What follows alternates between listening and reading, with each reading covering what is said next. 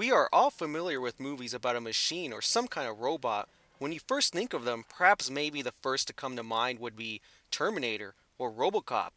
But there was one robot that most people hardly think about, at least nowadays, Johnny Five and Short Circuit. There are two Short Circuit movies, and both I enjoy a lot, but it's the sequel that I feel is the better movie. In the first movie, we are introduced to our main characters Newton, Stephanie, and Ben. Newton and Ben are the ones that are working on creating robots like Johnny Five. One day, Johnny Five gets struck by lightning and automatically starts to get a mind of its own and makes decisions that make it feel alive. Throughout the movie, he tries to convince everybody that it can think for itself and develops its own personality. But in a way, Johnny Five isn't really the main star of the movie, even though he's on the poster and the cover of the movie. I feel the first film focuses a little too much on Newton and Stephanie. We see Stephanie having problems with their ex, and he keeps bothering her, and Newton is having problems of his own with his job. Nobody believes him when he explains that Johnny Five can't think for its own. Ben believes him and helps him find Johnny Five throughout the movie.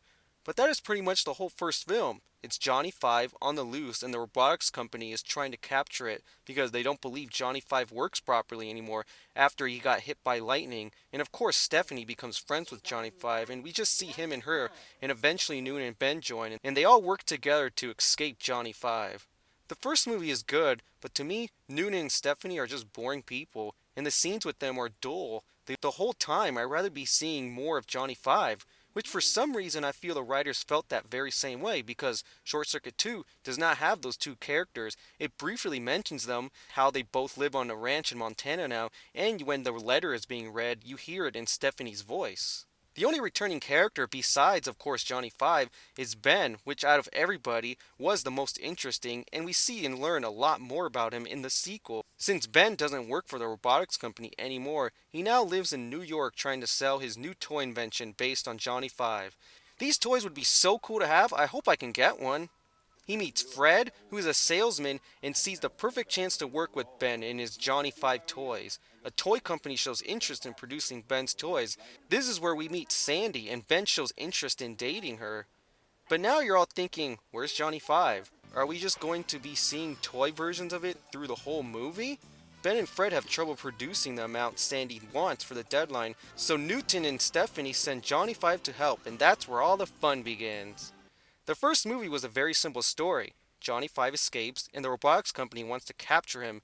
That's the whole movie. I mean, there's nothing wrong with that. It's just, we all seen that story many times, especially in E.T. So seeing something new and fresh in Short Circuit 2 was a nice change. Now that Johnny Five is in the city, his curiosity kicks in and wants to explore everywhere. He meets new people, which he does. He meets a gang called Los Locos who take advantage of him and make him steal car stereos. So we see Johnny Five learn that there are bad people in this world and you can't trust anybody, which is how we meet Oscar.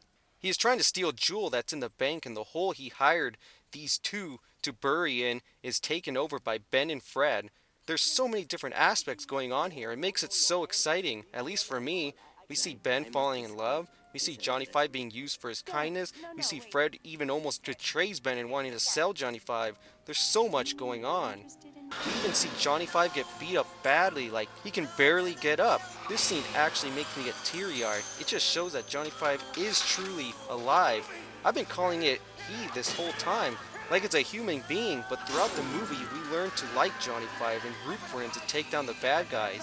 He even becomes a citizen at the end, which this is where he truly becomes alive. What more could you ask for? The only thing that could make it better is if we see Johnny Five fly. Better hurry before I make a big hit on Broadway.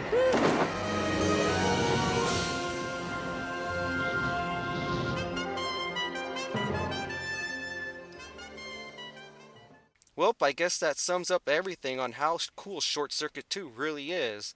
It's too bad audiences didn't like the second, since it didn't do as well, which I'm still kinda confused on why. I feel it's a better movie. It's one of those movies where the sequel is better than the original. There have been talks for many years to reboot the movie, but it seems like that idea has been forgotten, and it's probably for the best. Short Circuit is something that came in the 80s and should just stay there for the better good.